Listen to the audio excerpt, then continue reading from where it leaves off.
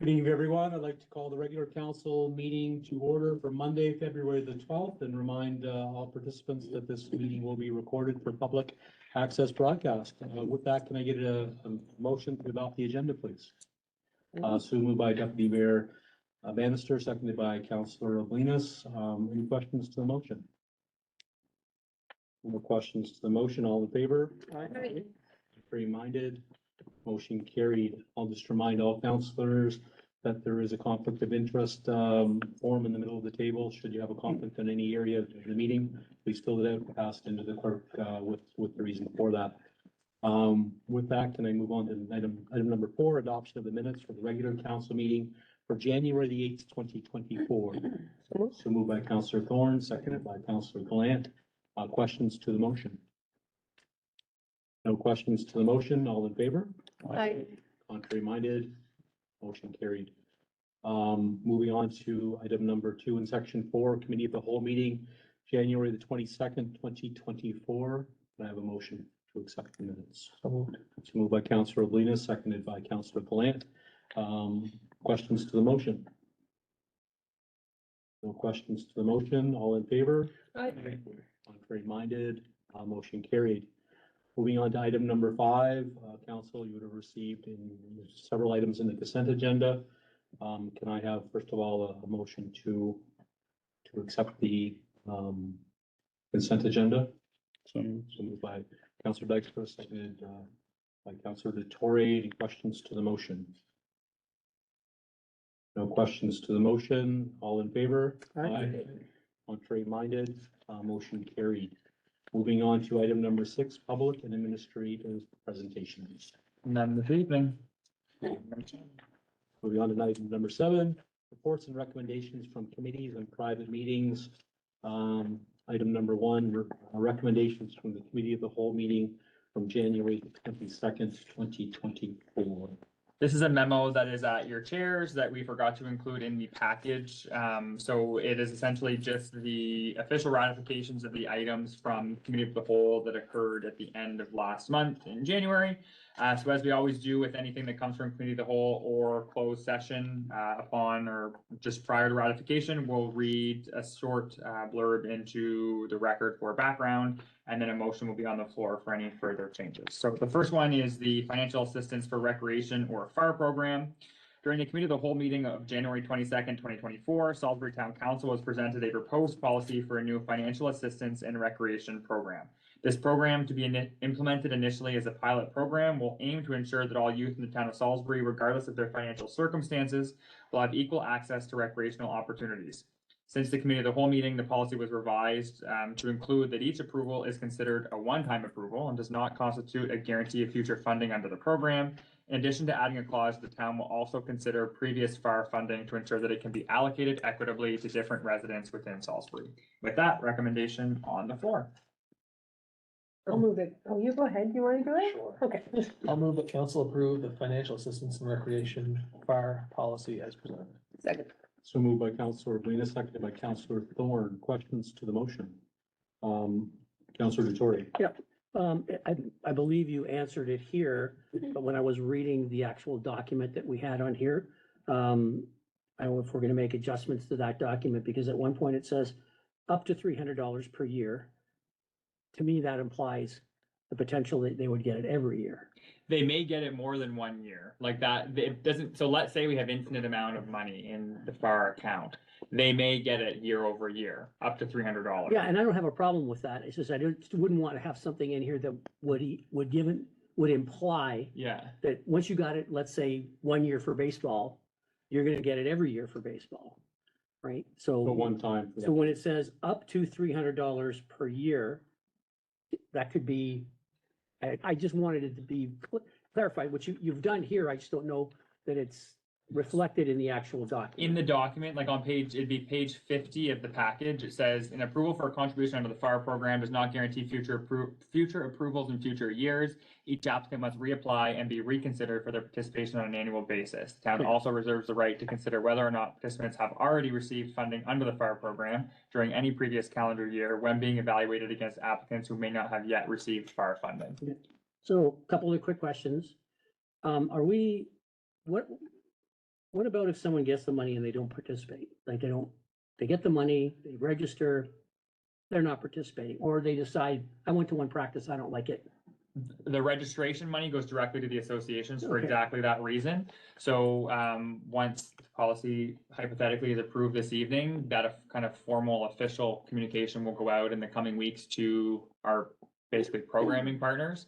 And when, let's say, Joe DeTore is an applicant under the fire program for XYZ program, if you're successful, that XYZ program will get a notification to the town. This and is when they strictly for confirm- residents in the town, right? Yeah. And this is probably my last question. Are we gonna keep track of of the participants, where they're coming from in terms of the different wards? Wards, yeah. Okay, because, and the reason I say that, not to have any objections about who gets it or why they get it, Yeah. because I'm not gonna keep track of that stuff. I just wonder whether some people outside the village may not apply. They may qualify because they don't have transportation. Yeah. And so that's one of the things that I wonder about, so that if we were looking at this program as an example, and let's say an overwhelming majority of the people who are applying are in the village, then I think we need to ask ourselves, why is it that we're not getting participation elsewhere?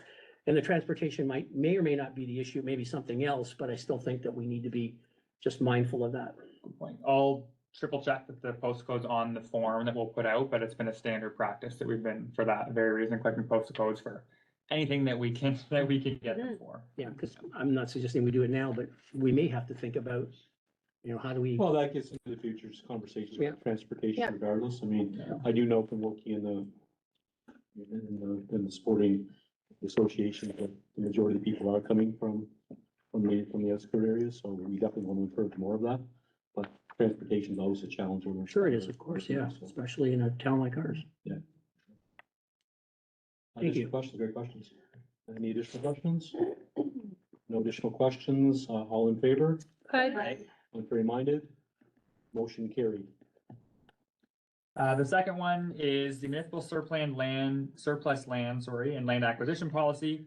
During the committee of the whole meeting of January 22nd, 2024, a proposed policy for the acquisition and disposal of municipal lands was presented to council. The town's strategic plan has a pillar of creating an environment that is attractive for developers and where affordable housing is accessible. Under this, there are action items of developing a land acquisition and management strategy, incentivizing residential development, maintaining a land inventory, and exploring partnerships for affordable housing. The proposed municipal surplus land and land acquisition policy aims to address in different ways all of these action items. And then I'll also add that since the last meeting, we've made the modification in where we had plus minus 10% to authorize administration to negotiate for. We've removed the minus under the premise that if we can negotiate a price that's greater than 10% lower than the assessed value, That was that we can do so. I saw the same thing. So with that catch, and then the rest remains the same. So with that recommendation on the floor. I'll move that council, do you want to do it? I No, keep go ahead. cutting people off. No, I'm go ahead. sorry. I'll move that council approve the amended municipal surplus land and land acquisition policy as presented. So moved by Councillor Thorne, seconded by Seconded. Councillor Glant. Questions to the motion? Councillor DeTore? Yep. Okay, sorry. No questions to the motion? All in favor? Contrary minded? Motion carried. Moving on to item C. FCM and UMMB conference attendance policy. So during the committee of the whole meeting of January 24th, 2024, again, council has presented with a proposed policy to regulate attendance of elected officials and the CAO at the Federation of Canadian Municipalities, FCM, and the Union of Municipalities of New Brunswick, UMMB, annual conferences to ensure the council consistently understand whom will represent Salisbury at these important opportunities for regional and municipal collaboration and networking, and to also ensure that the town can budget appropriately. The proposed policy was presented. And with that, recommendation on the floor.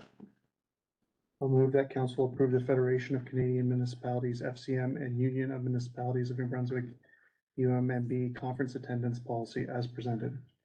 Seconded. So moved by Councillor Glant, seconded by Councillor Dykstra. Questions to the motion? Councillor DeTore? So I'm not really sure how I feel about this. I'm interested in everybody else's feelings. It came to mind while I was reading it today. Should we set some kind of limit on this? It just feels like it's too open-ended in terms of the amount of money that we would spend on such a thing. Like, are we bound to this because we put it in like this, that we have to send people, or?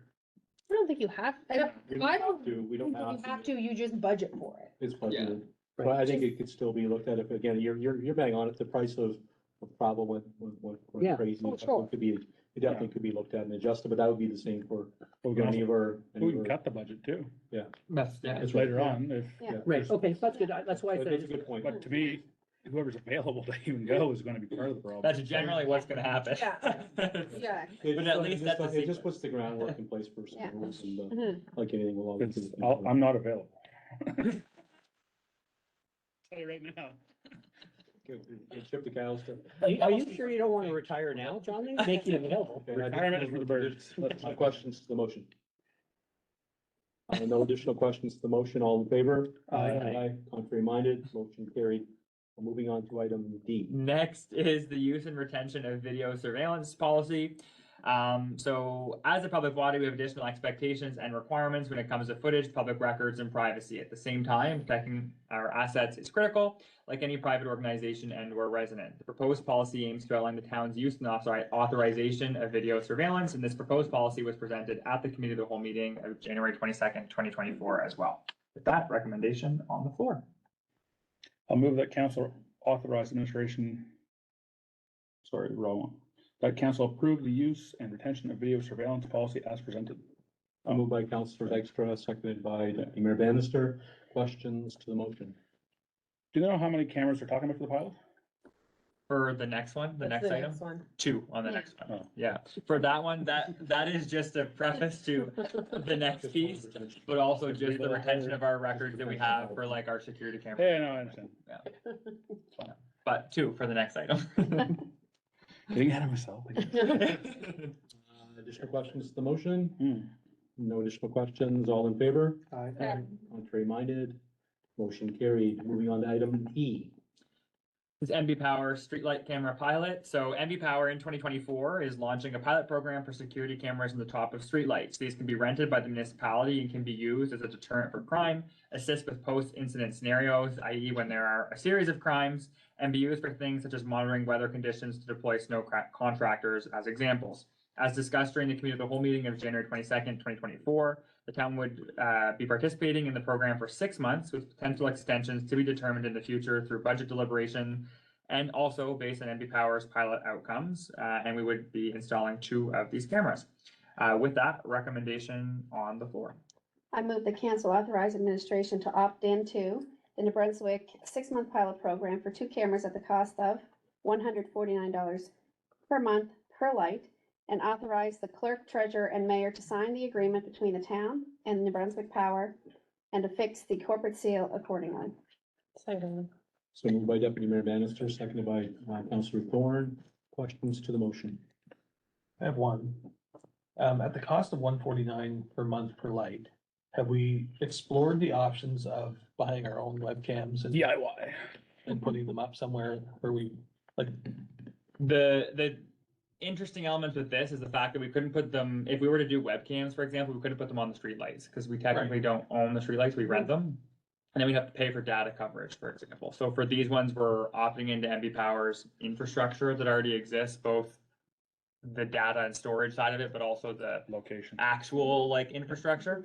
And we wouldn't be able to put them on a place really other than streetlights unless it was municipal property that was like public facing. We have to put a pole up. Yeah, pretty much. And we would still need MB Power's authorization to do that for the most part, unless it was in a right of way, I guess. You could what about make where that we argument, put I guess. the snowflakes at Christmas time? We rent those from, we have permission from MB Power and we have to pay them a separate fee above and beyond the standard streetlight piece. And data storage in itself is really But we expensive. can put up a sign, like a post for a sign, therefore we should put up a I think post it's up years for a ago. camera. No, I'm not. opposed. True, we I could just do wanted- that. Just the- Yeah, we could do that. Yeah, we can, because we can do that with the radar signs. Yeah, we could do that. So to me, there is a way to do it. Yeah. What's the question, like the contract, is it like month to month, or what's the termination? For this, it's 6 months. It's a minimum of 6 Well, I months. mean, it's a good trial for I 6 agree. months and, and It's a then pilot and program. we can come back and explore it. If we don't like it, then Yeah. we're not. Well, MB Power might come back and say we're not doing it anymore. Yeah. That's, So Well- we can look at other options. for the 6 Yeah, it may months as create well. some other issues. yeah, But to me, Yeah. just having the data, Oh. you can then make a decision from there. Yeah. Yeah. Whether we do it ourselves Yeah. or,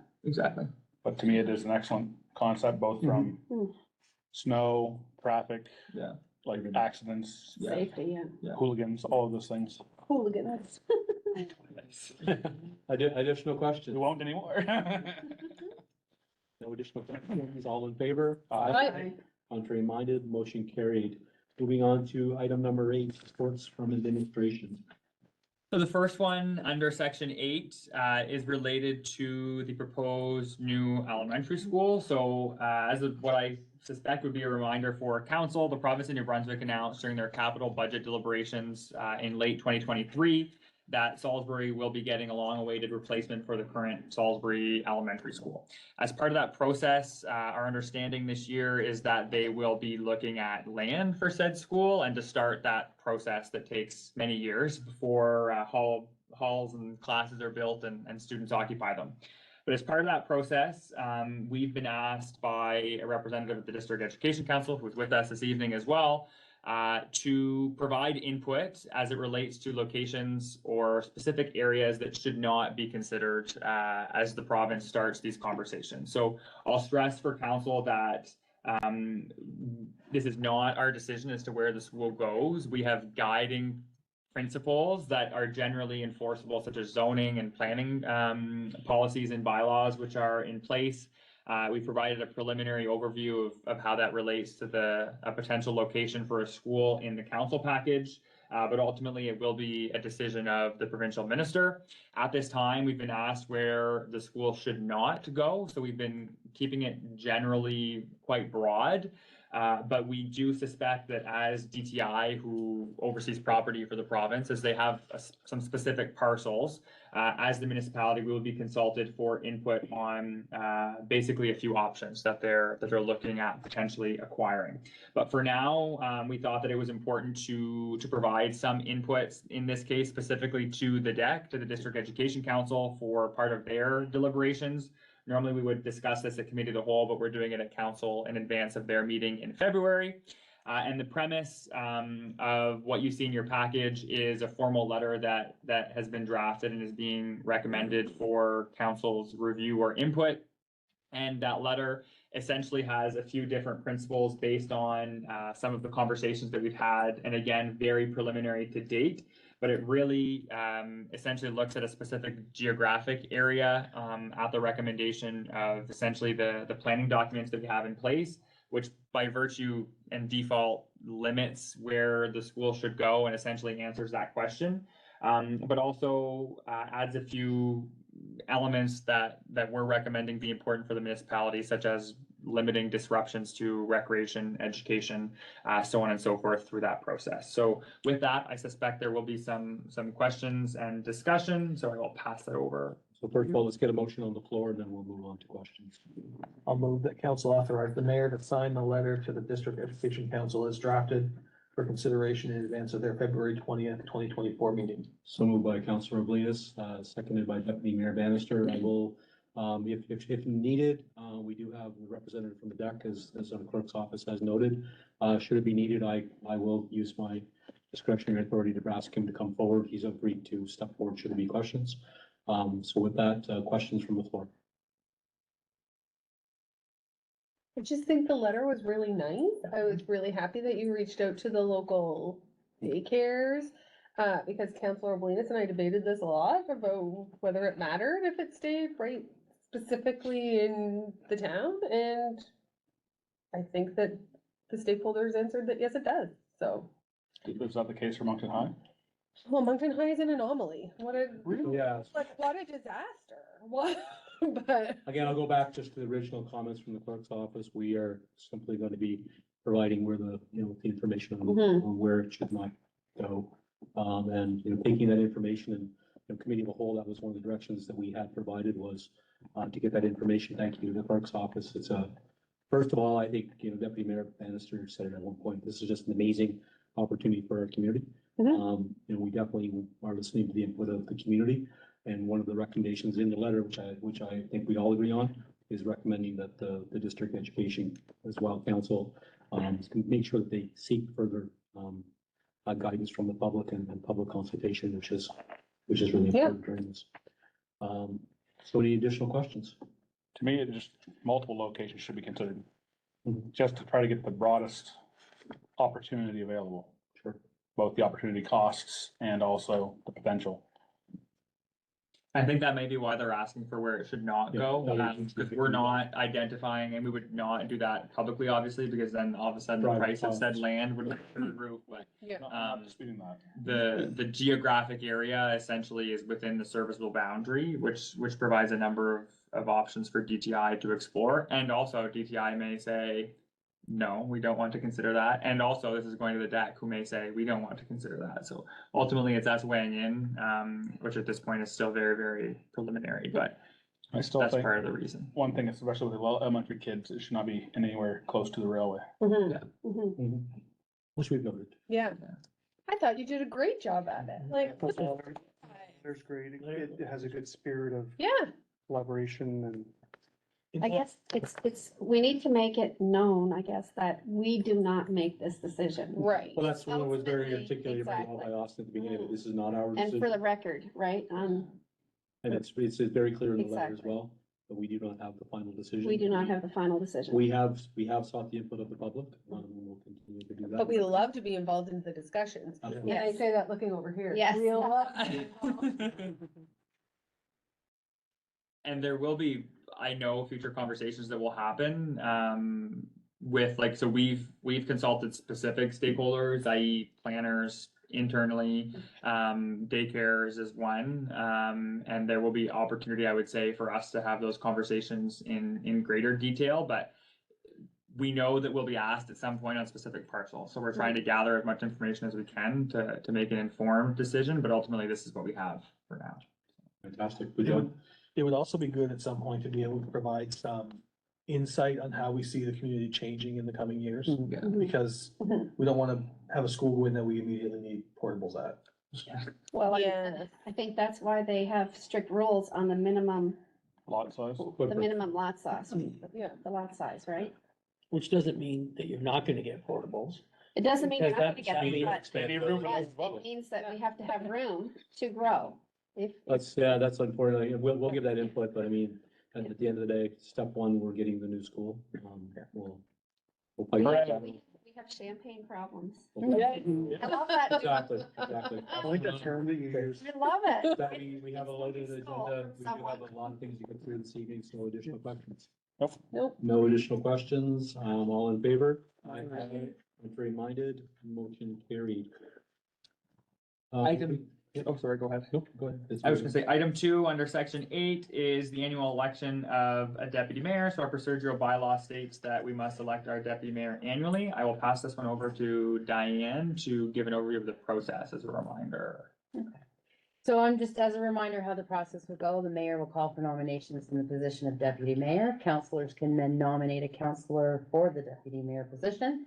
Self-nominations are also permitted. The mayor will check with each nominee as to whether he or she will serve if elected. At the conclusion of the call, the mayor will then call again 3 more times for nominations. Once all nominations are received and accepted by the nominee, the mayor declares the nominations closed. Should there be more than one nomination to enable council to make an informed decision on how to vote, we are proposing that once nominations close, each nominee will have the opportunity, but it's not required, to say a few words, but not to exceed more than 2 minutes in support of their candidacy. After all nominees have spoken, the mayor will call for a vote. The clerk will then call on each member of the council to state their name of the candidate they choose, and the votes will be tabulated and results will be read into the record. If a majority of the council present votes for one candidate, that person is named deputy mayor. If there is no majority, the mayor will ask if any nominees are willing to withdraw their candidacy. No one or she wishes to withdraw their name. The reason for not dropping anyone is that councilors are entitled to change their minds and vote for someone else in a second ballot if this happens. Those with the lowest votes can potentially attract enough votes to win. Afterwards, the list of candidates, not including those who withdrew their names, will be read and a second vote will then be called. This process will continue until such time as the candidate receives the majority of the votes. Clear as mud. Clear as mud? awkward decision if you ever have to make. Are we ready? Where? I would like to call for nominations from the floor, please. I would like to nominate Councillor Gallant, who is a councillor at large, and I just. So moved by Councillor Thorne, seconded by I'll actually second it. Councillor Deputy Mayor Bannister, seconded. Okay, with that, thank you very much. And now I will do, are there any further nominations from the floor? Calling once. With that, I will do a second. Are there any nominations from the floor? And the third time, are there any nominations from the floor? And with that, congratulations. Pardon me? Is he done? And we Sorry, all in favor. That's next. Well, no, if he's. Oh, right, no, that's right. If there's no one, then it's just, I declare the nomination for the deputy mayor being, Deputy Mayor Glenn. You know, that wasn't so awkward, was it? That was. Right? Oh, I love awkwardness. Good choice, you guys. You're doing a great job. Yeah. So I would make the Great job. motion now. So a separate motion after? Good, so that's gonna be awkward. No, it's stating the deputy mayor. Okay, so do I have a motion? I can do that.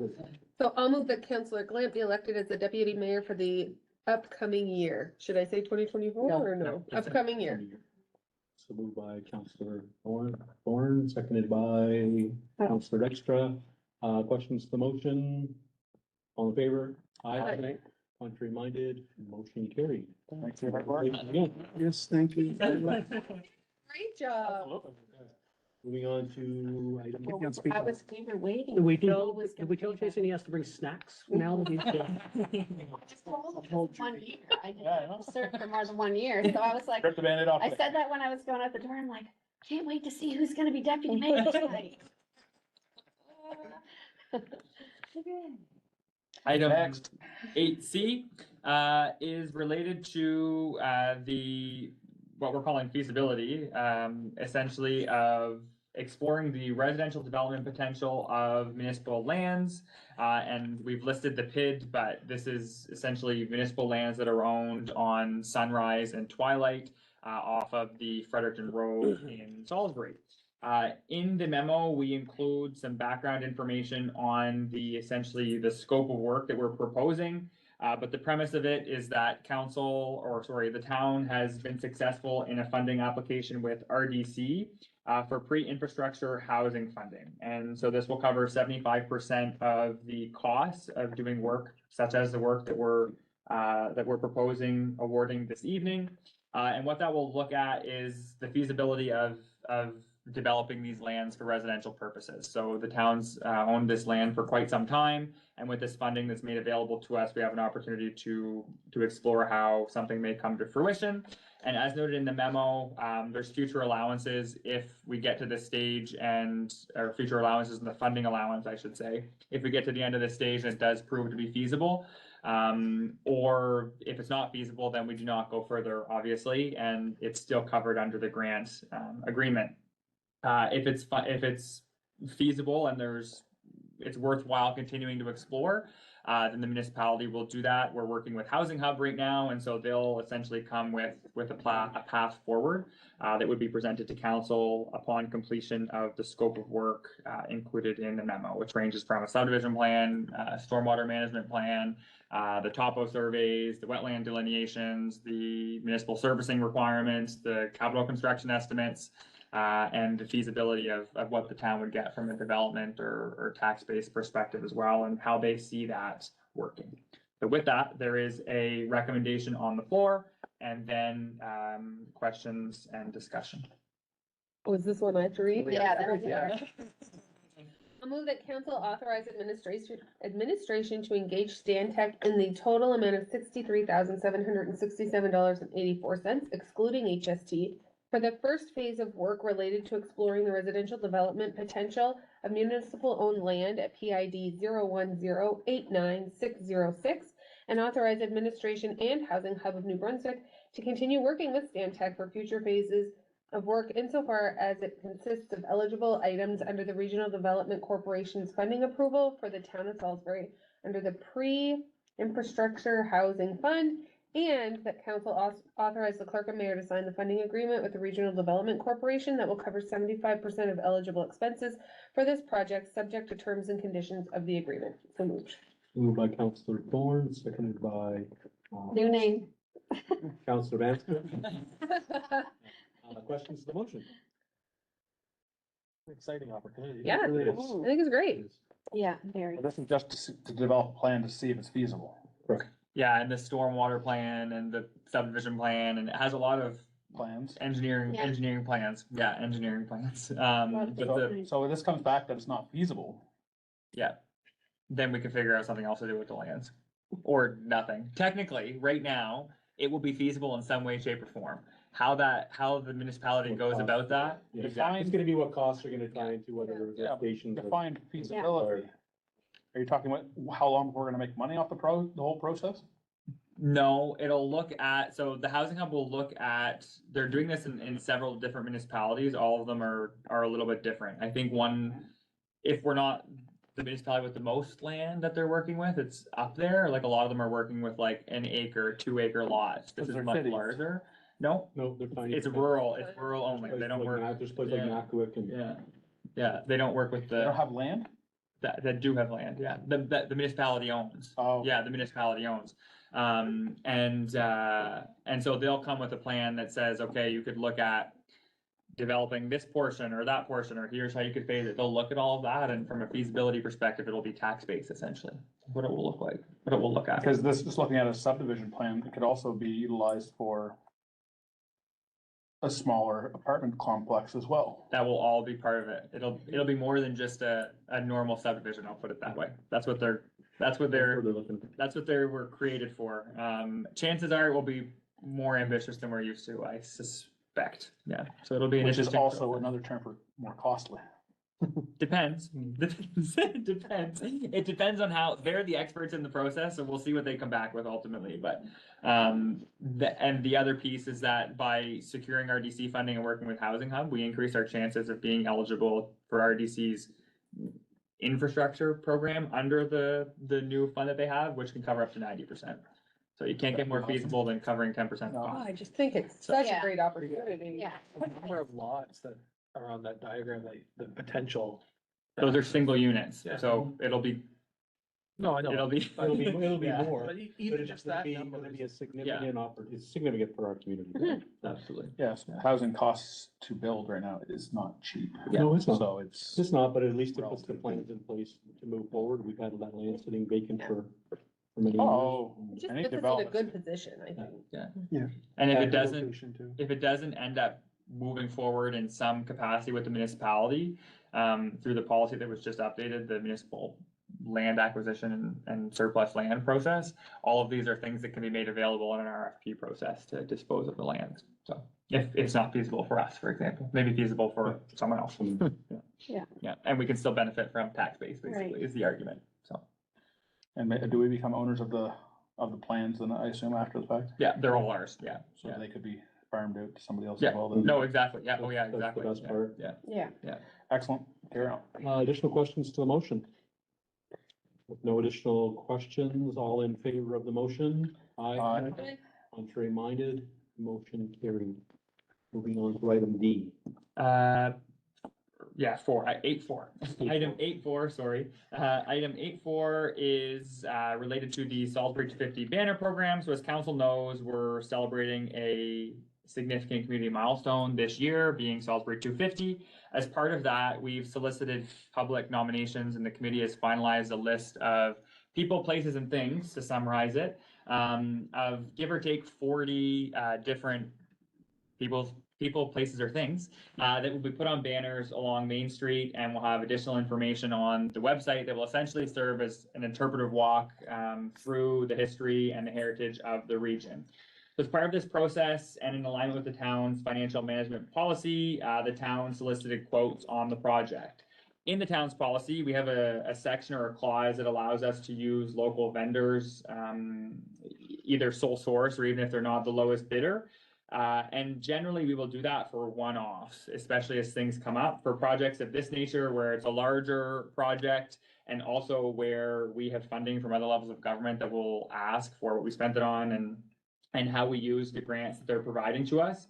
We solicited quotes. In this case, we solicited multiple, and in this particular instance, the local vendor is what we would call significantly higher than the lowest bid, being about 60%. So essentially, we have to come to a decision in terms of who this particular work goes to, but also it begs the question of internally from staff, we don't have really a threshold to be able to authorize work for a local vendor. In this particular circumstance, under the funding program with Canadian Heritage, a component of it is to celebrate essentially art and work of local artisans and heritage experts. The argument could be made that this facilitates that, but given the fact that the argument or the principle is essentially that in a case like this, the lowest bid would win, and where we provided an opportunity to lower or consider a different price and that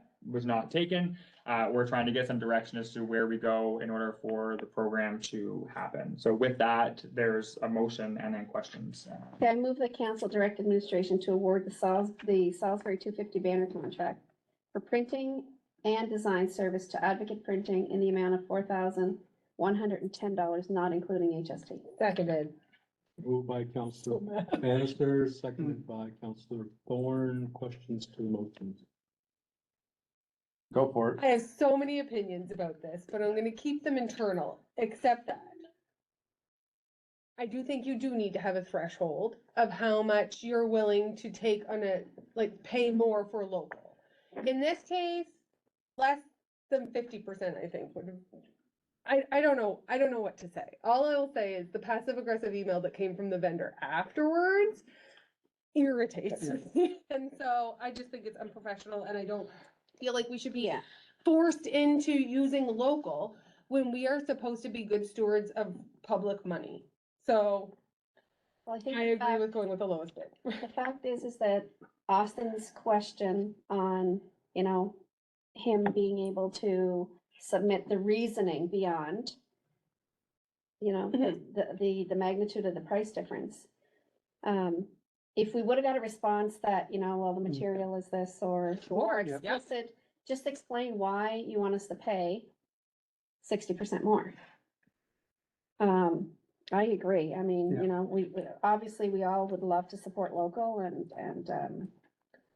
but I think that you did everything that you could Yeah. to give the opportunity for that Right. local artist Yes. to be part of this project.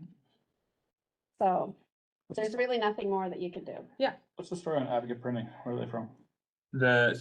Our salesperson's in Dieppe. I don't know where they're from. Salesperson? Yeah, like, so we talked to like our contact that does they do our mailers for Canada Post. I use Advocate at work all the time. Yeah, I'm not sure where they're from. I don't know historically where they're I from. think using a percentage, those, gotta be careful though, just on huge contracts versus smaller. Well, contracts. that's the you're thing.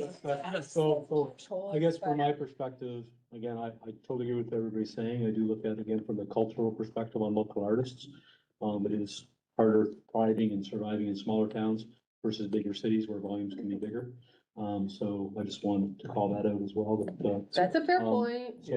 so I just want to call out, keeping local businesses are important, and for smaller dollar amounts, it can be something we should consider. I'm not saying we do or we don't. And I'm saying those are the factors that I do think later, I think this is a good Yes. conversation Yeah. for Yeah. Yeah. for a look at on the variances and differentials What- on that, and what it can mean for future Yeah, projects. yeah, I think the approach that you took with this one here, like, I trust your judgment on paying more for local. Yeah.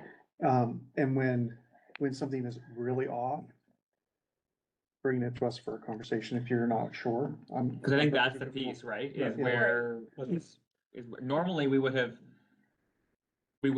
had that conversation internally, like there would have we don't have a threshold, we would have made a decision if the number would have Was close. changed, but we Yeah, had no other option. We said, okay, there's only one. right. Yeah, because otherwise it could it can put us in an awkward position, right? Where if we don't have that threshold, but if We operate I under will that. say this, if I hadn't have seen the email that the vendor sent back, I Yeah. would have approved voting. Well, I think that's where I You was know what I mean? just cautioning, Yeah. again, when those emails come, individuals are responding sometimes from the heart and in the moment, and you gotta take that with a bit of a grain I of don't salt. think we too. can set a precedent, though, that just because you're local, that you can just send through this and we're gonna support it.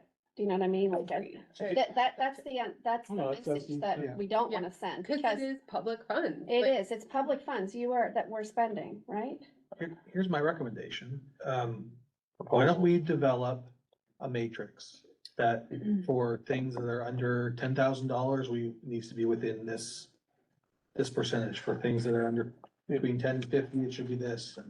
But just to give us a tool to use. Yeah, would that have to be a public matrix? That's what I'm, well, Because if you put that I public, think that, you know what, we've done this, Yeah. we've been here for a year. Mhm. There haven't been that many No, instances where we've had to no. deal with this. No.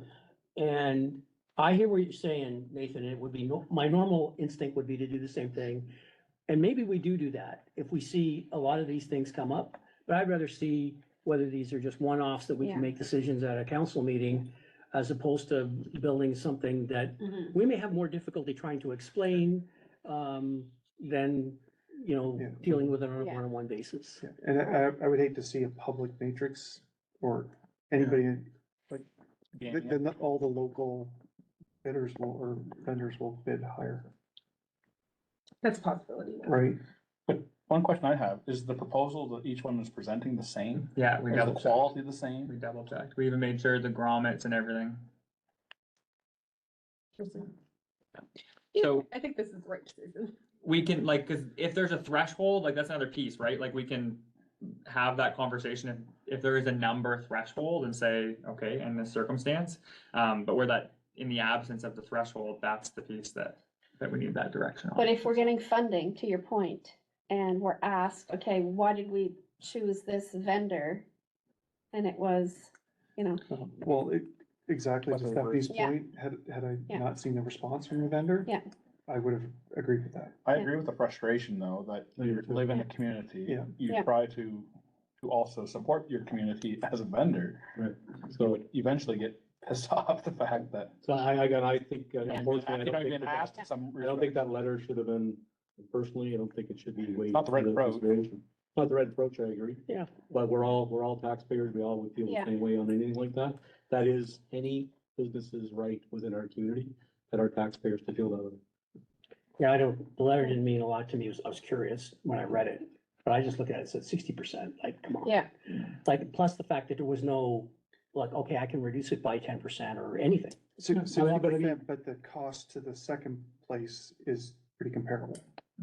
Which is my question to advocate, why are they so much? Well, I guess you get into big shops versus, again, this is where, again, from my perspective, again, from my perspective on supporting local and the, well, I call them mom and pop shops. Yeah. You pay more for certain things in our community, but they're there when you need them, and other times when you need things in 24 hours or quickly for certain things. I'm not saying that's the case in this case, but sometimes you pay a little bit more for that, but you provide. So now- Individuals And the cost when they're- Second guessing myself. Are you? And then the I, cost when they're yeah. gone, because. And when they're gone, then it costs you more. But I've been in this case where then all of a sudden those vendors charge you more. yeah. Yeah. So I Yeah. think for myself, as a person who regularly deals with public funds, I'm willing to pay 25% more, but I'm not willing to pay 60% more, cause then I feel like I'm not taking good care of public funds when I could have got something Yeah. for less, which would have Exactly. let me use public funds to accomplish more Yeah. stuff. And I think the That's piece, where I'm at. Yeah. I'll jump into, the reason that we put the correspondence in directly is because normally we wouldn't disclose the percentage difference, right? Like, we wouldn't say that. Sure. We thought it was important in this one because the percentage was high, and mind you, we're not dealing with a large contract, so if it was tons and tons of money, then 60% would be Yeah. a huge amount of money, right? In this case, it's not that, but so that's why we included that correspondence. So one of the other vendors had, and whatever the term was, artistic fees, or it was in brackets, it Yeah. was Graphic additional. design. Graphic design. Yeah. Is there additional fees that we could potentially be getting on that are really skewing this? No, not with the vendor, the lowest vendor, because that's included, and same thing with the other vendor. It was the one In the, one of the other ones that had an hourly rate. Yeah, and I suspect that's because they have to swap the photos and Okay. everything else in each. Typically, when you're a vendor and you're asked by a potential client to, you know, maybe look at a price, there is a willingness to actually want to partner on the project. And my decision was made purely from a fact that there was no willingness to partner in this project from our local artist. And to me, my heart is with the community. I would do everything I could to make sure that I was part of the project. And, you know, I felt that was a huge letdown because there'd be nobody that, you know, if you asked me, who would you want? I would have said, absolutely, like, we should be going there. But obviously, you know, the desire to partner on this project is not there. Additional questions? You see, this is also the opportunity to showcase a local artist as well. But Okay, no additional questions? No additional questions, all in favor? Aye.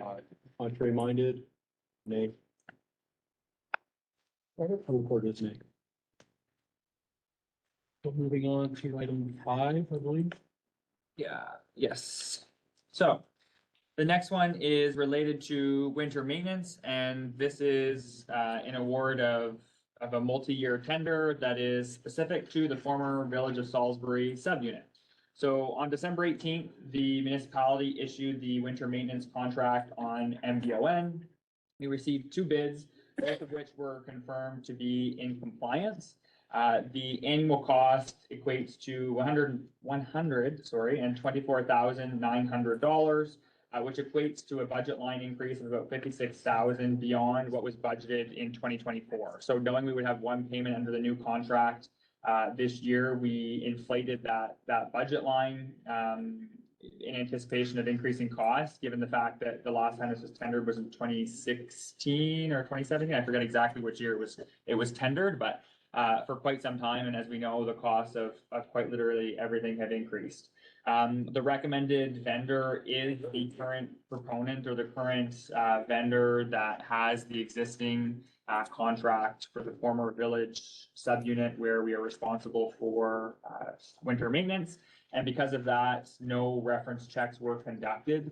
We do have reference checks should that be desired, but in this particular instance, we're familiar with the work of the vendor. So with that, there is a recommendation on the floor. I'll move that council award tender 2023-16 to Trent Blakeney Towing and Excavating for winter maintenance service with price of $374,000 over a 3-year term beginning on November 1st, 2024, with an optional extension period for up to 5 years, and authorize the mayor and clerk treasurer to sign a contract for the scope of work noted in the tender document.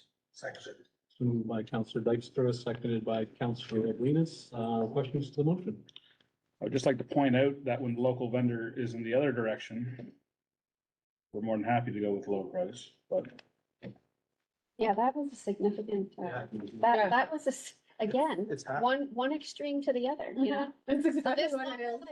this local vendor was half, you know, and he does excellent work. and he does excellent work, exactly. We saw some municipalities that saw them increase by 80, 90, 100%. this Good, past so let's vote on it and get it done. year. What was that cost before? Oh, 91? 50,000. it was about 40% less, is about what it was. And that's because that was the original price tendered. We did up it. He did, yeah. That's right, with the, yes, right, yes. Not a lot, but we did up it a little. Yeah. Yeah, No, that's amazing. that's about I don't have the exact number in front of me, but that's about Just can't find it. yeah. He does a great job.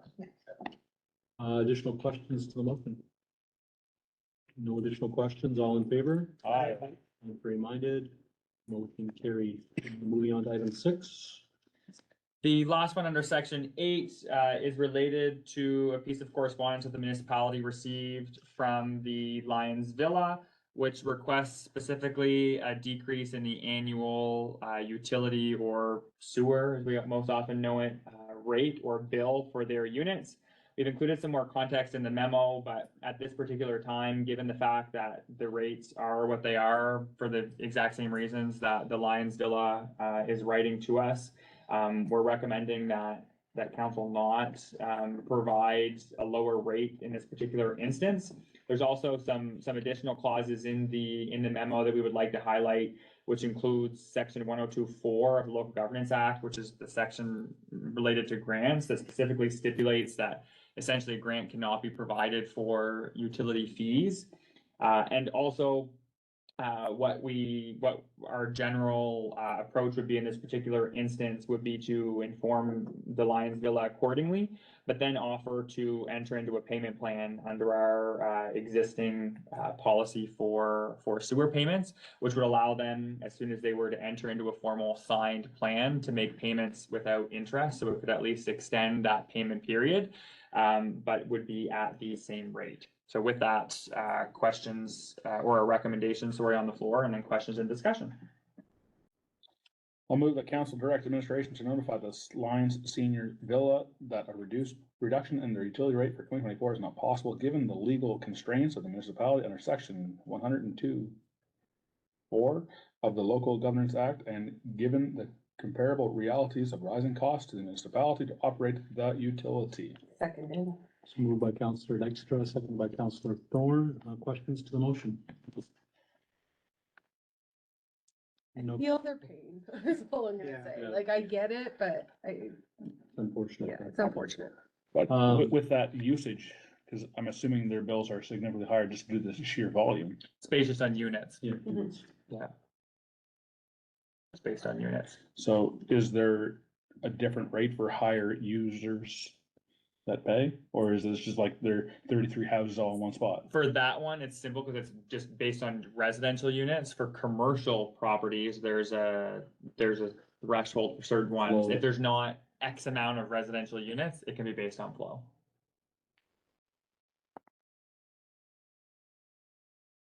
I'm going to assume that's not beneficial to them, otherwise you'd already suggested it, but never mind. It wouldn't matter in that case though, because it can't, they have to go by residential units.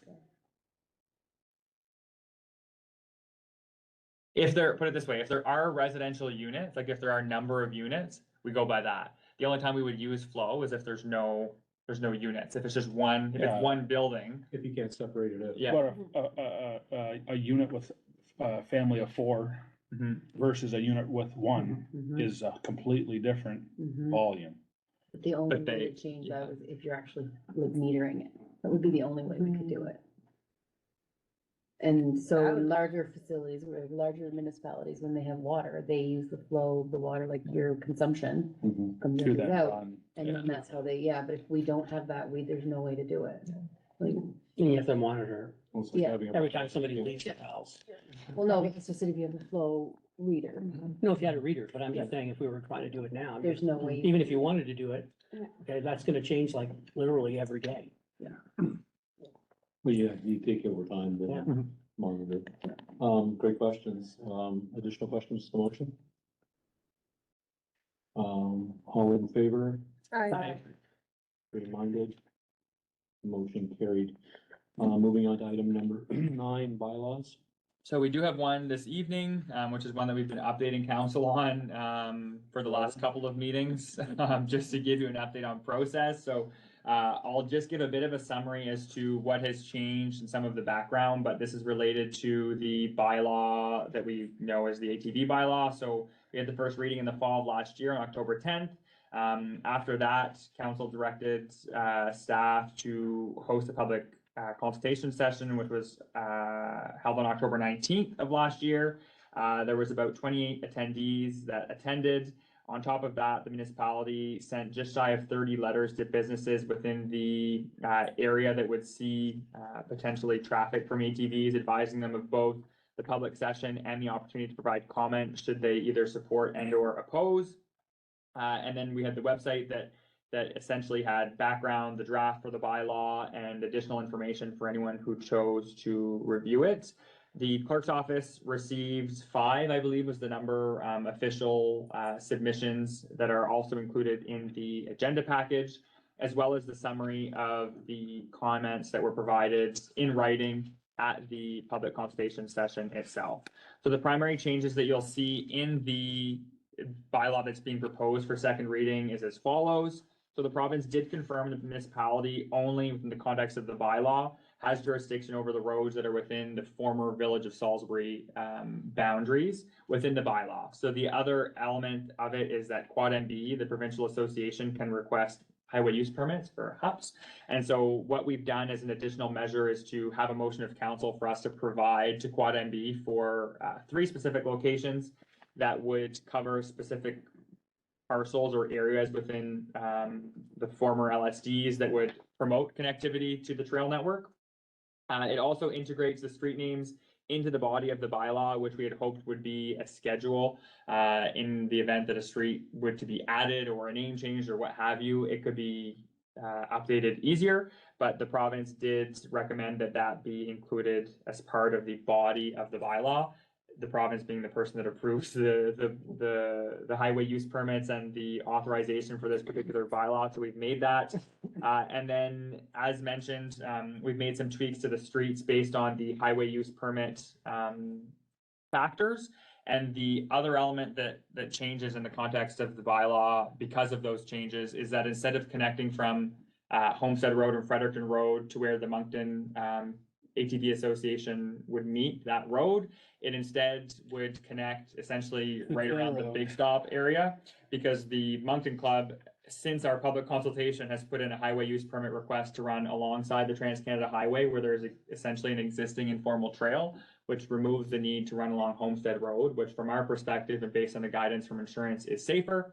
And then we've included essentially a connection to where Quad MB had suggested through a request to Quad MB to make a request for the highway use permit to get to where Councillor Dykstra mentioned the Taylor Road.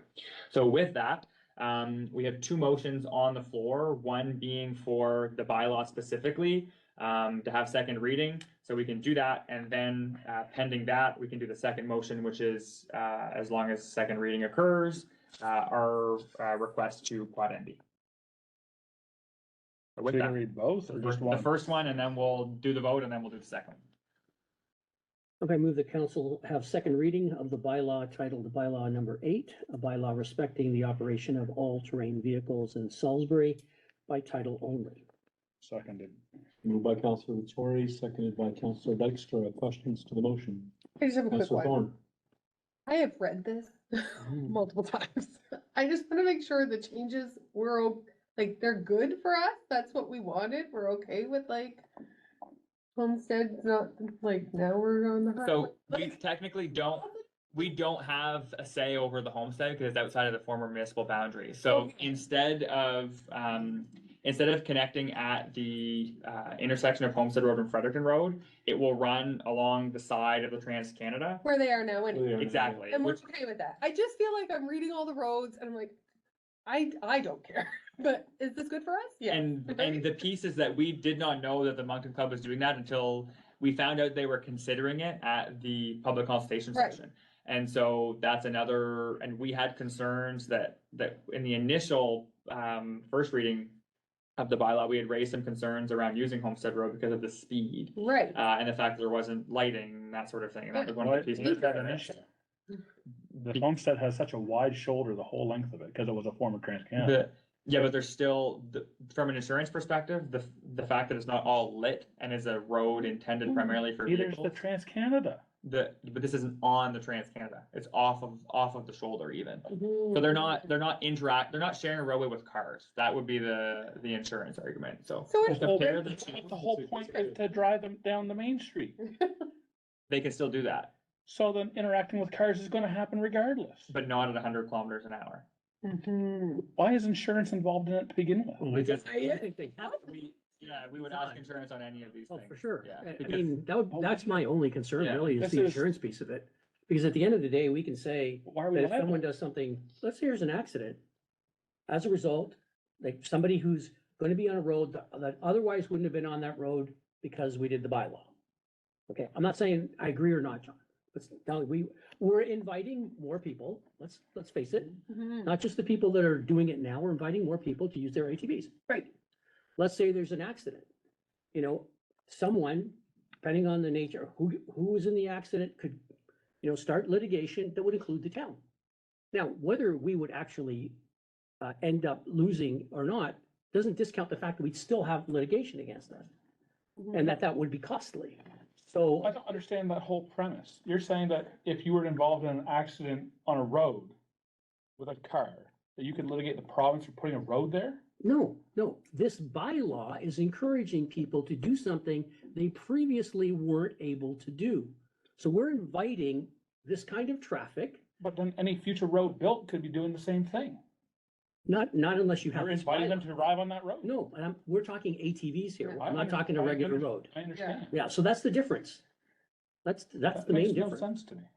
People are gonna sue whoever they can. Yeah. We're one of those people. Yeah, and you know what, I'm just saying, I'm not saying that we shouldn't go ahead with this. I'm just saying that it's pretty logical and conceivable that could happen. I think the ATV Federation, though, just like the Snowmobile Federation, they have insurance to actually cover these trails. When they're crossing over property anybody's property. If it's part of a trail system, there is insurance that is covered by the specific federation that the trail is being promoted by. So this is, the plan is that this will be a provincial trail system that will, attach to the rest of Sure. them. Yeah, I don't know for sure if it would be included under that. I suspect they would have that for private properties. I don't know if they would, and we can check on that too. I'm not sure how that would apply. But there is liability elements even between the municipality and Quad MB in this case for even signage. Like they need to have certain signage, just like they do on the trails. Right. That we have to put up, Right. in partnership with them along the streets. You'll see those in any municipality that has these bylaws in place now.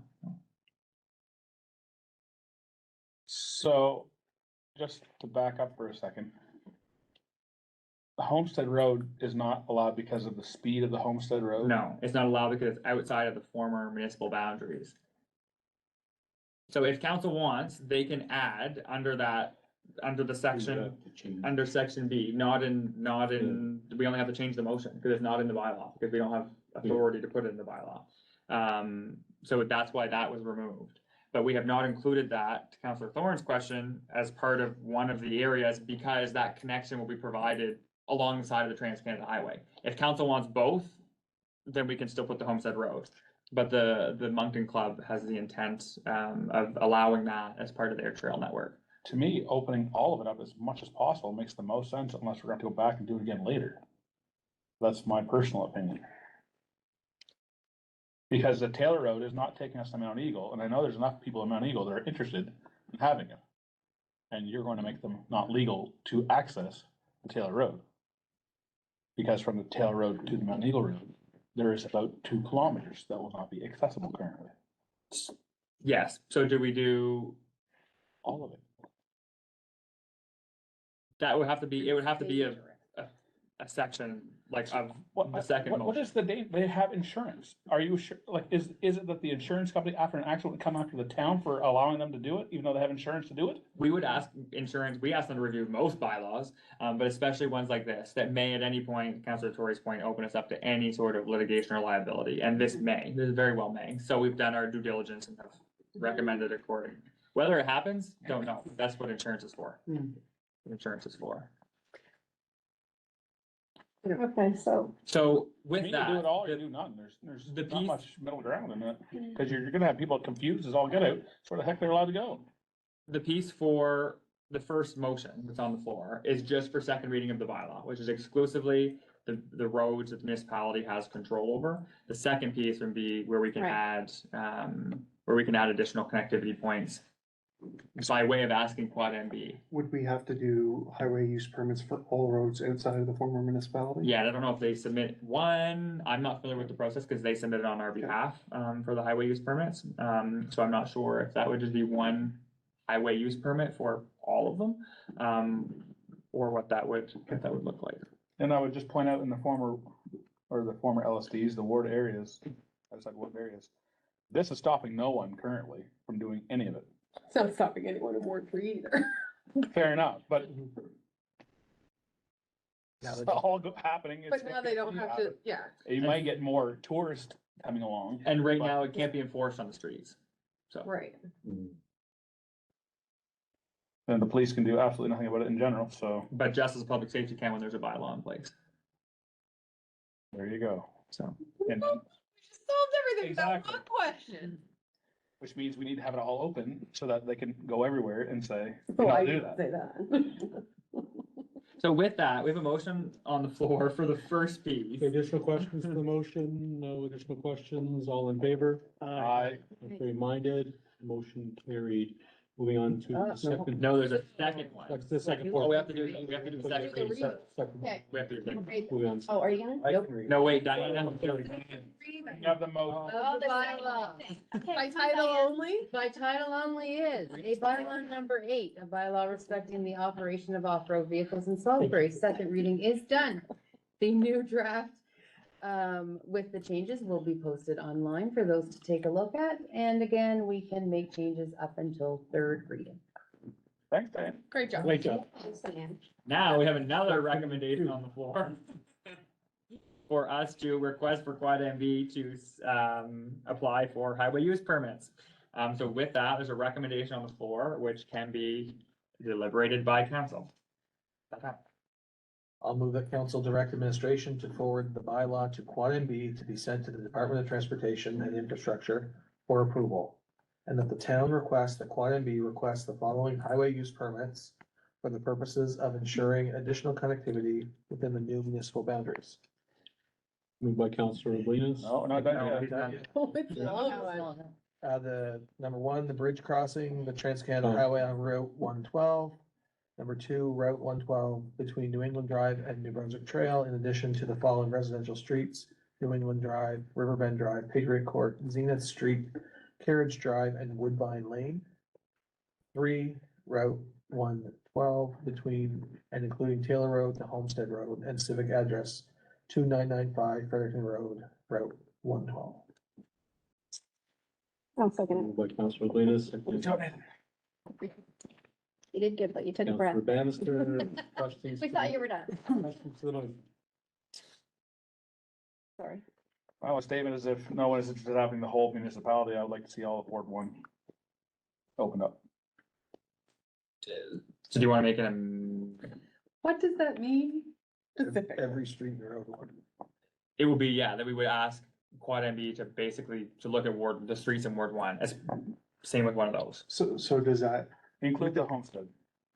would that, it's the word I'm looking for, lengthen the process of getting it approved? It's gonna be a process regardless, I think. Okay. Because it still has to go through DTI's approval, which takes a long time based on what we're hearing from other municipalities. But I don't know, like I said, I don't know if they apply it as one highway use permit. I would not be giving an accurate answer if I gave an answer, because I don't know. We can explore it, because I think we had asked about doing them all early on in the process, and their recommendation was that they had specific areas that they sent maps to us, which we went with. Quad MB, yeah. Yeah, I think I don't know if everybody remembers, but Petticodiac submitted and they wanted everything. And it was not approved Mhm. because they want a plan and they're also looking about safety. Give them a safety reason why you wanna have. Hmm. So can you be more specific? I understand. What's the difference between Taylor Road and the Homestead Road and Mount Eagle Road or the 880? Is 880 going to? The reason. What's the difference? And maybe I could give more clarity on why that specific location was there. So in the initial, the bylaw that came for first reading to council, there was two options to connect our ATV club to the ATV, the Moncton Mud Runners Club, like the Moncton Club. One of them was via Taylor Road and one of them was via Homestead Road. And so, yeah, and so in Gone the. past home for decades. Based on the fact that there's a request for a highway use permit for along the Trans-Canada, we said, okay, well, in this case, we can ask Quad MB to submit a highway use permit for the other connectivity piece that they suggested. And that's why that's there, to include what was recommended by them. So the goal is to connect the clubs, Mhm. and the Taylor Road is the more safe option over Homestead Road.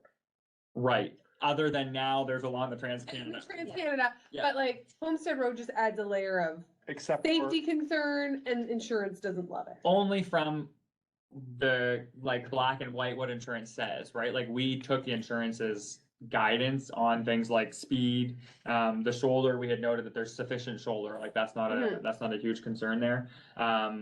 Speed, shoulders, lighting, is it paved or is it dirt road? Is it a public road or is it private? Or there were all these questions that they suggested that we look at, which kind of went in a matrix with first reading. And of those two options, Homestead Road was the one that we had in that initial bylaw. But is not, which at that time was to avoid crossing that road. That was why we went with Right. one over the other. which Was we're doing so going to the Taylor Road. correct. Which has the highest fatalities, I suspect, in the entire town, is the Homestead and Route 112.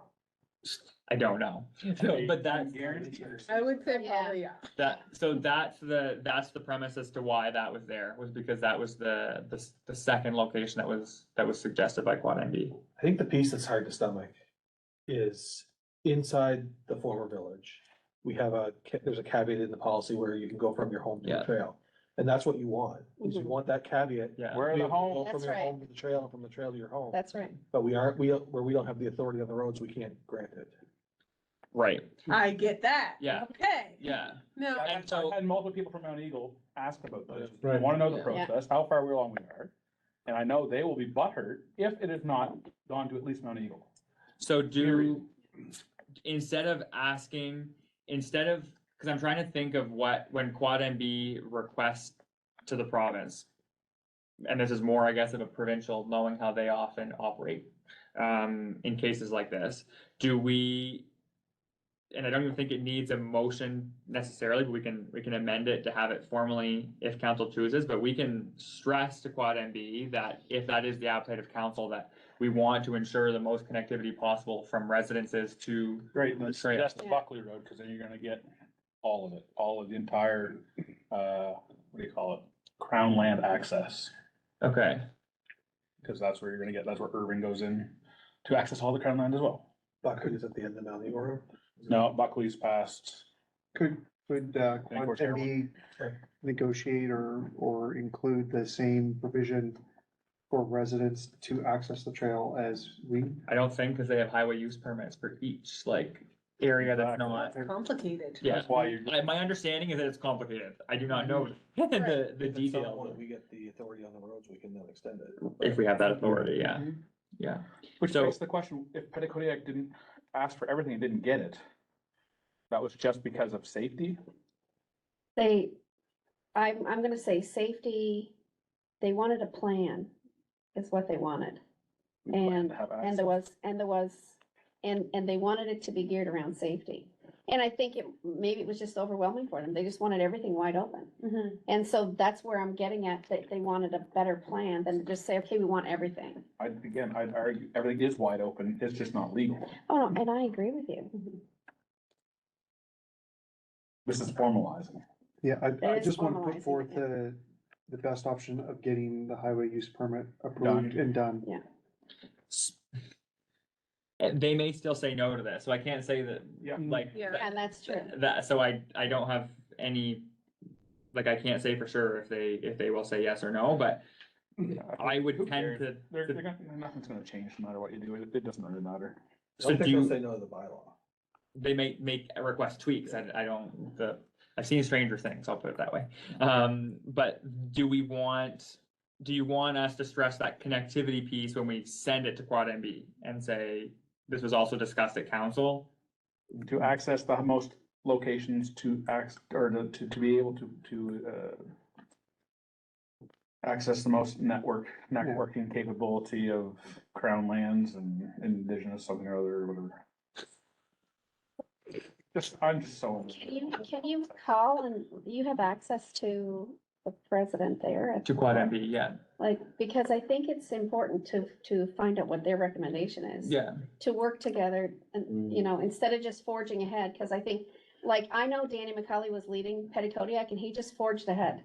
Yeah. And he just said, this is what we want. I think as a council, we're all Yeah. in agreement. We'd love to see the widest Absolutely, swath that we can without slowing down the Yeah, process. to the exactly. fall, which I think if we can give, I think we're all in Safely as agreement to give, Yeah. give the clerk's office direction to accommodate that. Yes. So once approved and we decide we wanna open up more roads or more access, we can apply for those incrementally, right? We can ask Quad MB to do it because technically if the bylaw is approved as is, there will be no other spot for us to Okay. open up to, right? But we could ask them again to do highway use permits, and I know that if there are issues, they'll have to be addressed, like either by Quad MB or by us. So with the motion that's forward, do we need to make any amendments?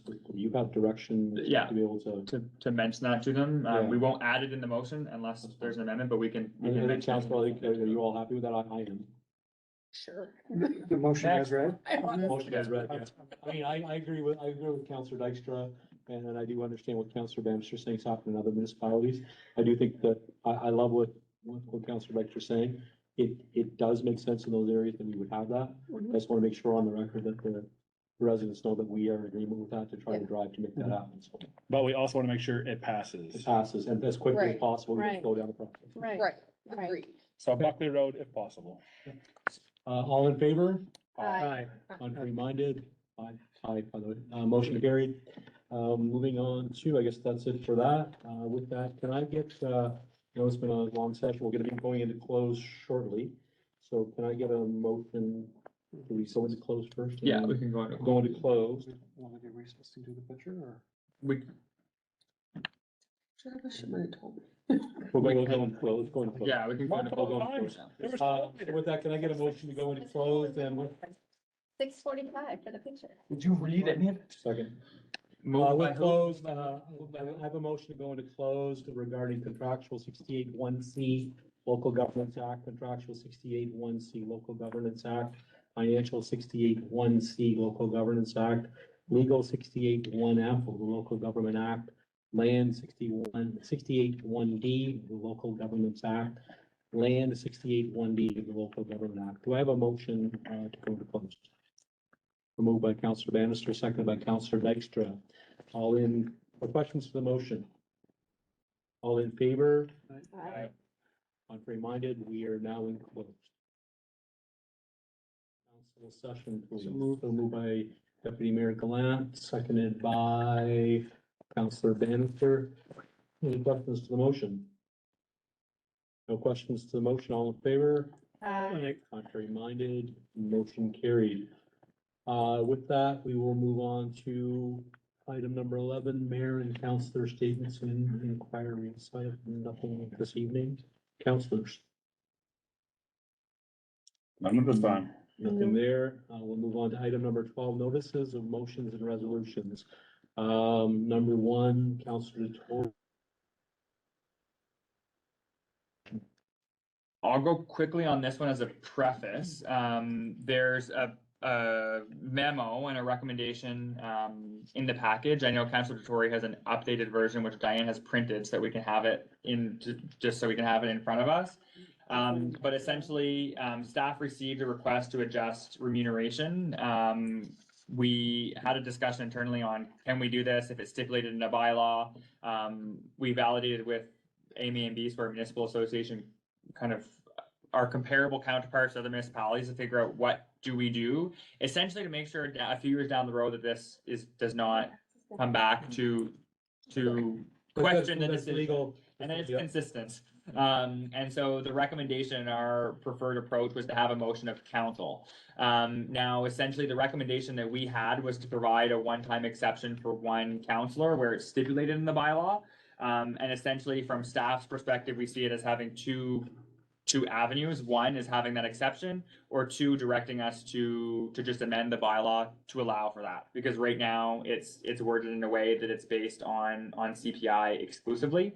So that's how we see it right now. And there's a modified motion that Councillor Tory has, and we put that you moved it. So if you want to say it, unless you Okay. don't want to move it. I move Sorry. that as requested, the councillor remuneration rate for any one or more councillors may remain unchanged or reduced for any given year on the basis of an email from said councillor or councillors to the clerk despite the automatic annual inflationary increase stipulated in the town's bylaw. Moved by Counselor Torre, seconded by I'll second it. Counselor Bannister. Questions to the motion? This wording better. As, when I read through the package, it sounded like you were saying, if we're going to do this, we should alter the bylaw to allow it. Are you Yes. still saying that? Yes. Yeah, that's our preference, because otherwise, and the reason being, and we've mentioned this to Councilor Tory, it seems like overkill, absolutely. Like, we think the same thing, but it's to make sure that 3 years, 5 years down the road, it's consistent. And if the will of council is to have that, it's to protect council as much as it is to protect us, to make sure there's a clear process. Because if we go and change that bylaw and Diane and I aren't here, and we don't remember this motion was made, then that isn't done in the bylaw. Does it still stand? The bylaw states that if CPI decreases, so does remuneration. Does that still happen with this motion? Or can council refuse a decrease? Like, so those are some of the concerns that we have, with the motion to just allow Could it, be tied into a policy, not if we have a bylaw. but the policy could tie to the bylaw. We would still have to amend the bylaw, though. Yeah. To refer To to refer to the policy, policy, not to yeah, change it will save a, In the future. it could three be- readings, Okay. but. Yeah, so either way, in that case, But we I could, think, we right, could Diane, form a like, pol, we could form a policy for the future. If there are changes, it could be a change to the policy without having to go through. I through a think, bylaw. I think it might be one, I think there has to be a bylaw, I think, in the local No, government. I know. It can refer to the But it could policy. refer to the policy, and then in the future, we could make quick changes. Again, if you But- want to proceed, then that's something we would look into to make sure that we're doing it right. Yeah, Yeah. my only concern would be if there's local government wouldn't probably there's probably a reason that it's in the Local Governments Act as a required bylaw. I think It it is. is. That's what I thought, yeah. So, and the reason being probably so that every month we don't change it. Mhm. Probably what it is, but And you know as well as I do, you'd have some people that would want to change it up, some people would want to take it down, and then the next year we go up, and then the next year we go down, and this way it's just Okay, so something in writing. if council moves forward with this motion, it then turns into, we have to do 3 years, we'd have to do the whole process. not technically with this motion. That's our recommendation. But we will bring forward a revised bylaw if this So we can motion move this forward, proceeds. then, okay. If Okay. this is something that you're willing to consider, then our recommendation is that you give us direction to proceed Yeah. and draft up a bylaw to think of all of these things For the future. for the future and get it done. This would be just in the In the meantime, meantime, to take care of this. if Okay, that wants, that's if you don't want to do it, you don't have to do it at all, like it's No, I like council's that. That's, position. We have many more things to say. Okay, pretty short. So I like the way the bylaw is today. It takes the politics out of it. And it's just, it functions and it does the job of adjusting council remuneration over time. And as councilors, we can all choose what we want to do with that income that we get from the role. We don't, I was just leaving it as is. I don't disagree with Nathan, because we do have the right to take that and donate it and have the same benefit of that. Town's still paying for it. So- Yes. So the question is it just increases in general, or is it CPI specifically? What is the main issue? The main issue is my concern about, and it's a personal thing, I'm not expecting everyone to feel the same way. So we, for all the right reasons, and I totally agree with it, we had to increase the property tax rate fairly substantially. Mhm.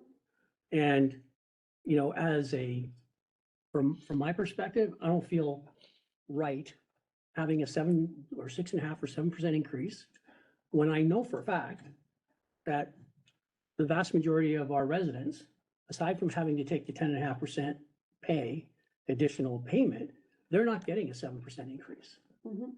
You know, even the last presentation that we had from the gentleman who gave us the recreational master plan showed that we had, I think it was 25 or 28% of our residents were 60 years and over. So a lot of them are going to be on a fixed income.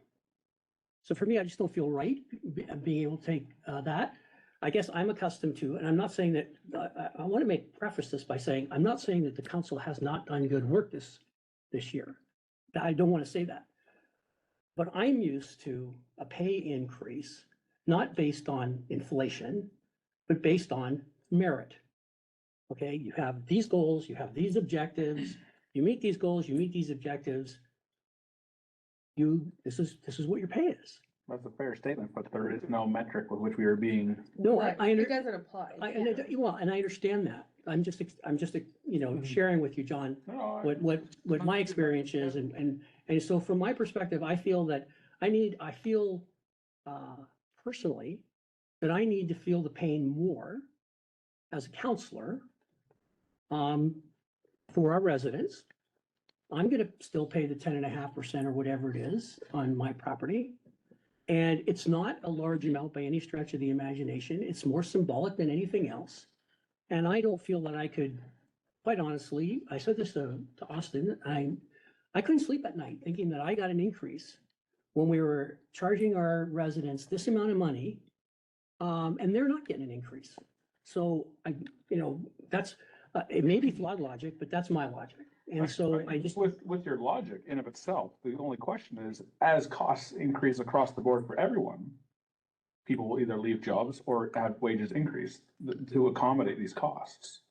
So to a point, people's wages will have to rise due to the higher costs being felt through all aspects of life. Yeah, but John, I Now, mean, whether I it's think here it's fair to say at this point, if we were to go out and ask our residents that are working, if they're getting the same amount of percentage increase that we're getting as a council, They're not. they're not. Yeah, but I think what ends up happening in council situations is if you don't have a mechanism in place that automatically increases by some metric, whether that's the CPI or not, Or capped or flat you rate get or to a whatever. point where council's salary have not increased and you have a big disparage, and some council has to vote themselves a large increase. We essentially have done that. We voted ourselves this increase.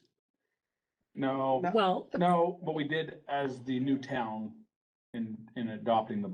we adopted the bylaw. The facilitator did. It was, exactly, this was the Yeah. exactly. But this also the happened at province facilitators. has said that this is a good bylaw for all, like, Yeah. everybody has this bylaw now, right? And remove, The province ensured that it was put in place that they wouldn't have to deal with right, the same backlog that they dealt with previously Yeah. around 20 years of no increases. No, I'm not, again, I didn't say that. No, I think it's kind This of two is, this separate boils things. down to an individual, preference for I lack of do a better think word. there's kind of two separate things, whatever he's talking about there. Yeah. I do, and I've chatted with the clerk's office previously as well. I do think from a public transparency and accountability perspective, I do believe that working with the local government office on getting the full list of what remuneration from the province, just to show from a transparency perspective where the town of Salisbury falls in line with other like-sized municipalities is important to show that we're definitely not out of line. We're definitely, We were- same as our taxes, we're actually below Yeah, below a lot of other communities. Yes. So I do think they're separate, areas, and, this is an individual, I just want to say one thing, if that's okay. Gonna blow it. No, I totally get what you're saying. I don't want to disagree with anything that you're saying. But I think from a administration standpoint, the way the bylaw is written now is much easier than putting exceptions into it. And you as an individual have the ability to do with that pay what you feel you want to do. I think as soon as you start putting exceptions in, it lets the politics into it, and I think that having it the way it is now, it keeps the politics out and keeps us all on the same playing field. And then you, as a person, can decide what you would like to do with that money. And I think that it also helps future councils coming in to just have that same level Yeah. playing field. And that's where I think And- a carte blanche thing makes more sense, that if you're gonna follow CPI, fine, but it is capped at 5%. It is capped at 4%, but there's a cap Yeah. associated with that it cannot be increased in 1 year higher That's than. gonna make us have to change the bylaw too, if we have I'm not to dis- cap it. I'm not disputing that. I agree with Yeah. Joe in of itself. Everybody's been asked to do more, pay more for things. Absolutely. I mean, at the end of the day, Regardless of this, but- first of all, it's not It's not a big. a big deal to make this adjustment. You should say, what is it? What is the amount that we're talking about? Because, I don't know, I mean, it's probably like what, is it $700. $700, $800? It wouldn't even be that much. Yeah, so I mean, at the end of the day, I At the guess end of the getting back day. to your point on donations. yes, It could be donated back to the town of you Salisbury. could donate it back to the town of Salisbury. If your heart, if you're saying you couldn't sleep at night for this reason, then, give it back to the, Well, it's gonna go somewhere. I just thought it was a hell of a lot easier to have this option. And secondly, that the whole thing goes back to the town, because if I get it, it's gonna be taxed. So you're not gonna get the whole thing, Yes. right? When you want to have the whole thing, I mean, I think of all of the discussions that we've had around money today, and that every little bit Can we counts. get a portion of it back through taxes? It's 2 years if you yeah. decide, I'm ready for my increase now. Do you get the increase? Do you get 2 years worth of like, I just think Yeah, what's the because my mind works of what does the back end look like, it's complicated. And there's a lot of things that, Well, you won't have to worry about it in 2 years, I guarantee you that, not as it relates to me. So that's not gonna be an But it issue. does from a budgeting perspective, right? Because You can still budget the exact same amount, and you're gonna come under budget.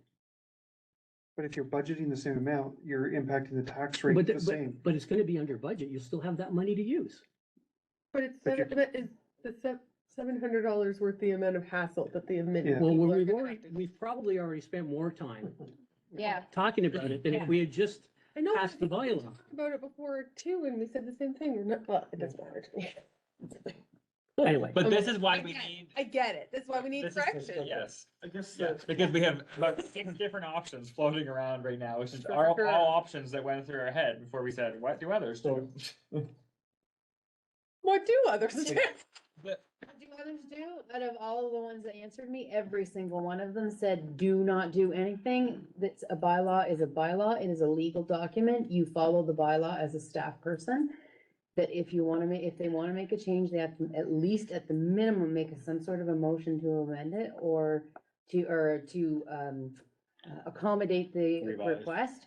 But the proper thing would be just to change the bylaw to allow for it to be changed and it's a law. And again, everybody that I spoke to, everybody that answered me said that the person usually is given the money whether they want it or not. You deal with it as how you want to It's deal with a it. personal choice. It's a personal choice. If you want to donate it back to the town, you can donate it back to the town. If you want to donate it to another charity, you can donate it to another charity. That's up to you, but to cut that check or make that payment. That's why you get your first payment. The way it's supposed to be. Until a law is changed somehow. So, Yeah, let's go. additional questions to the motion? No additional questions, all in favor? Aye, Right. contrary minded? I'm an A. Okay, so back up. So it would be three,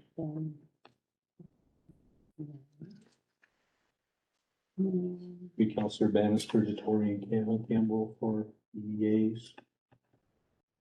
What Bannister, was, like, He doesn't know What? yet. Gotta pick, buddy. Bannister and Detory. For the yay. So it's 3 and 3. And if you have to say yay or nay, period. Can I go to the bathroom?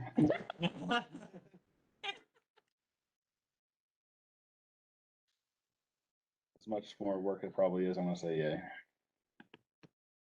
motion carried.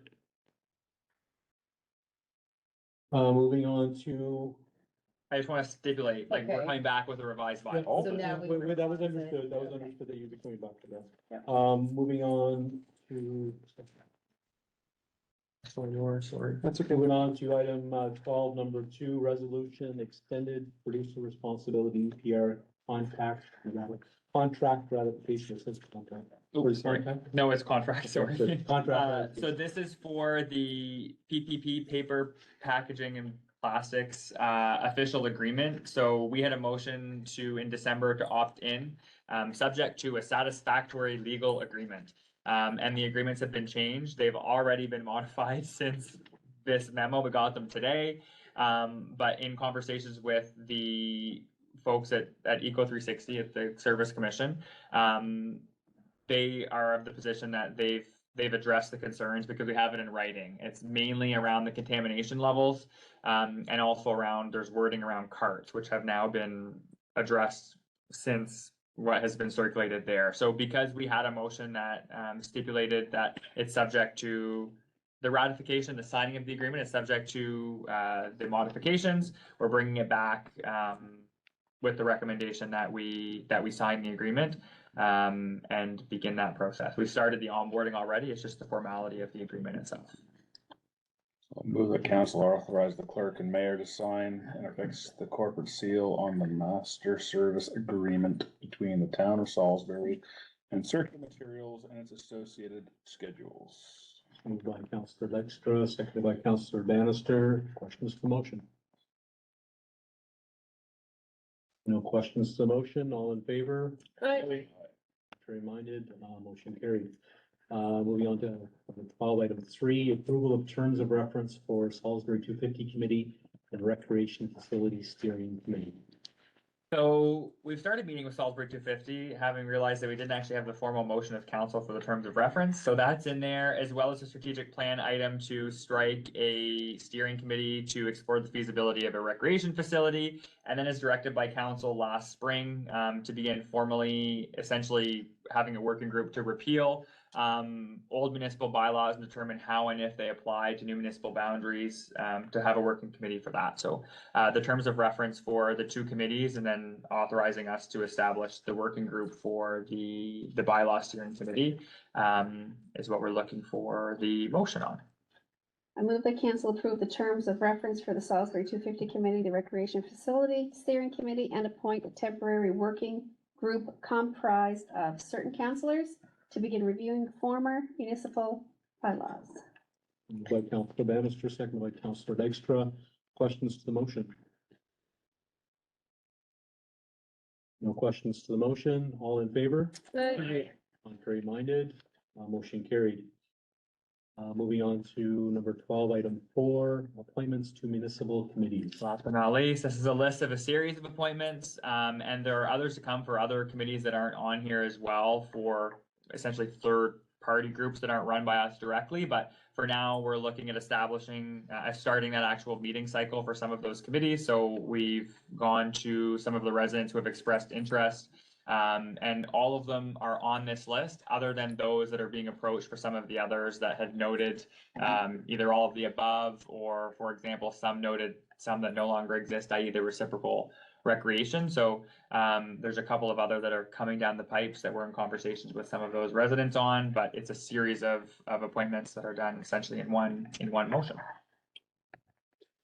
I move that council approve the appointments to various municipal committees as presented. Moved by Councillor Tory, seconded by Councillor Thorne. Questions to the motion? No questions to the motion. All in favor? Aye. Contrary minded? Motion carried. I'm not suspecting I'll get a motion to adjourn. Second, no, so moved. Moved by Councillor Thorne, seconded by Deputy Mayor Everyone. Bland. Everyone. All in favor? Aye. Contrary minded, and the meeting is adjourned. Thank you.